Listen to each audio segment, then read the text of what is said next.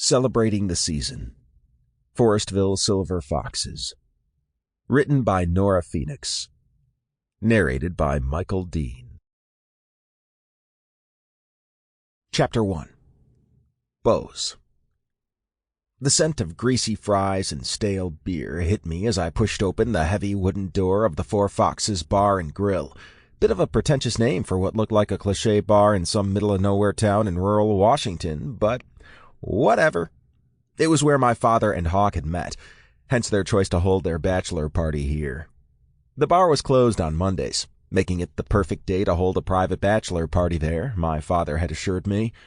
The bar was decked out in Christmas decorations, with strings of multicolored lights adorning the walls and ceilings, while a large Christmas tree stood in the corner. Red, green, and gold tinsel was everywhere, making the bar feel festive and cozy. A faint pine scent did its best to cover the smell of fried foods, but couldn't quite manage.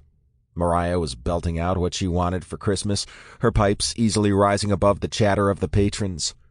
I scanned the room, my eyes drawn to the center, where my dad was laughing heartily at something Hawk had said.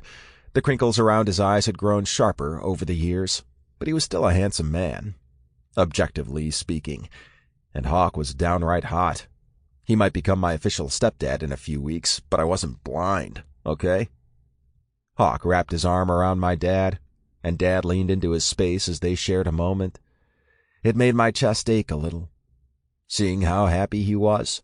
It had taken him a long time to get comfortable with who he was, and I couldn't be happier he'd found his forever man. Hawk was a great guy, and he loved my dad, which was all that mattered. Well, well, well. Look who finally decided to grace us with his presence. I turned to see Jesse, my father's best friend, sauntering toward me with his shit-eating grin that always spelled trouble. My stomach did a little flip. Half excitement, half dread. He was hot. Really hot. He was also trouble with a capital T. I would have considered tapping that if my father hadn't threatened Jesse that if he ever touched me, my father would kill him with his bare hands, though he would probably outsource the job to Hawk, who was much more likely to pull that off. I liked Jesse too much to see him harmed, so off limits it was. Sadly, rumors were he fucked like a horny stallion, and I could really use some of that right now.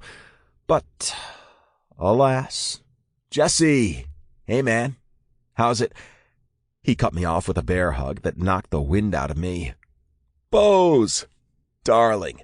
Fashionably late as always. Jesse chuckled, releasing me from his grip. But you're still on. Sample complete. Ready to continue?